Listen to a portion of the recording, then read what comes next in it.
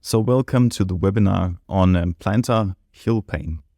My name is Henrik Riel, and I'm going to take you through the diagnosing and treatment of plantar heel pain.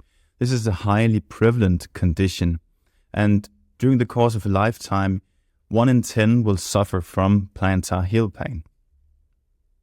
It's also a very common running injury, and approximately 8% of all running injuries are caused by plantar heel pain. If we look into general practice and see the prevalence among the patients there, 6.5 in 1,000 registered patients in Denmark have plantar heel pain, which is almost 3 times as many as what you see in the Netherlands. I don't really know why. Maybe it's due to how we register these patients. I'm not saying that Danish people get more plantar heel pain than people from the Netherlands. Into the risk factors for developing plantar heel pain, there is only one thing that really stands out, which is a high BMI. There have been a prospective study among runners to find out what are the risk factors. The arch posture, meaning that you have a stiffer foot, and then more days running per week, more years as an active runner, and more kilometers running per week. So basically, the more you run, the greater the risk of developing plantar heel pain and any other type of musculoskeletal disorder. So it is the same with the different type of what we can characterize as these overuse injuries. That at some point you see that the load surpasses the capacity of the tissue to handle the load. This is one of the drawings that I usually make for patients, just to get them an understanding of why they developed this type of painful condition all of a sudden. And sometimes it's because that your load has increased, but other times it might be that your capacity to handle the load has decreased, and that is what makes this scale tip towards the low. Generally, we would see that more often among people with plantar heel pain. This is an ultrasound image, or 2 ultrasound images of plantar fascia. On your right hand side, you can see in the sagittal plane a plantar fascia that is not affected by plantar fasciopathy or plantar heel pain. I'll get back to the terminology just in a short bit.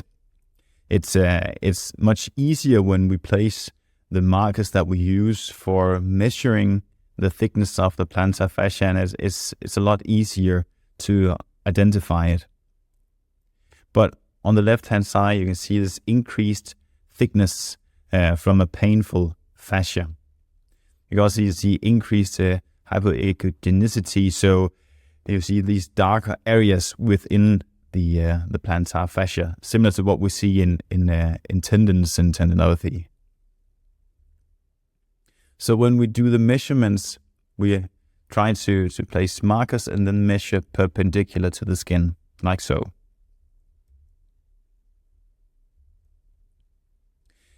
If we look into these most recent clinical guidelines, then there are other diagnostic tools or other criteria that need to be met. For instance, patients will need to have a positive windlass test, a negative tarsal tunnel test or a tunnel sign, limited angle range of motion, an abnormal foot posture index, or a high BMI in non-athletic populations. So when it comes to treatment, we can divide them into those that are less invasive, such as heavy slow resistance training, stretching, foot orthoses and heel cups, tape, and electrophysical agents. Then we have different types of injections, such as corticosteroid or Botox. But you can also get surgery for plantar heel pain. With meta-analysis and systematic review, they try to answer what is the best possible treatment for these patients. They found that there was no superiority of one treatment over the other, but treatments in general were better than placebo. That is important. So at least the treatments, they have some effects because they are better than a placebo. But when we compare the different treatments to each other, then we don't see any difference. Of course, that will leave us as clinicians wondering, so what should I pick for my patient? And again, we don't have an answer for that just yet. But corticosteroid and shockwave were most likely to be effective, and especially on short term. In this study by a very strong group led by Dylan Morrissey, they made a best practice guide informed by systematic reviews, expert clinical reasoning, and patient values. They think we should also always start with the core approach. We should always do plantar fascia stretching with patients, educate them, and use taping. So that is the core approach, something that we should always do. And start with some good advice, using insoles, maybe use tape. We know that it has short-term effects. We as physios do have a tendency towards going for something that is pretty complex, but now we want our physio colleagues to just keep it simple at first, and then of course be aware of how to progress treatment. Keep it simple at first when it comes to treatment. Start with good advice, and if less invasive treatments fail, you can consider corticosteroid or shockwave, as there is pretty strong evidence to support the use of these two modalities. I know that it is beneficial in lateral elbow tendinopathy, and rotator cuff tendinopathy, patellar tendinopathy, in Achilles tendinopathy. But what is the evidence for using heavy slow resistance training for plantar fasciopathy? There was this one study back in 2014 led by Michael Radleff, where they used these heel raises standing on a step or a large book with your toes in maximal dorsiflexion curled backwards by this towel. And the whole idea behind using the towel and the dorsiflexion of the toes was because of the windlass mechanism. So when you dorsiflex the toes and combine that with the loading of the Achilles, then you produce the highest amount of strain across the plantar fascia. So in the study by Radleff, they compared plantar fascia stretching with heavy slow resistance training. They found that heavy slow resistance training was significantly better after 3 months, but after 6 months or after 1 year, then there wasn't much of a difference.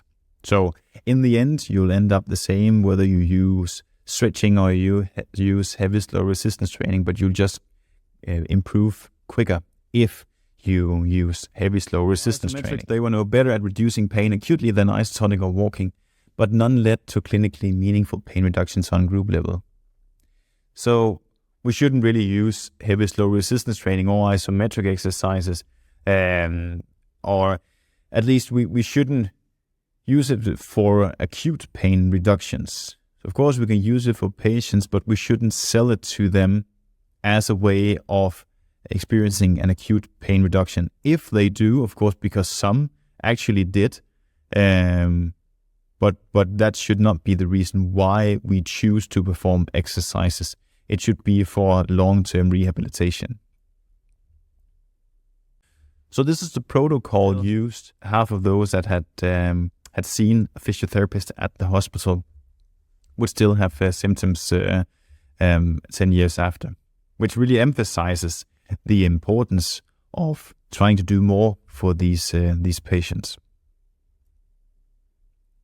A symptom duration of more than 7 months, female sex, age below 40, bilateral pain. They are all different prognostic factors that are associated with a worse prognosis.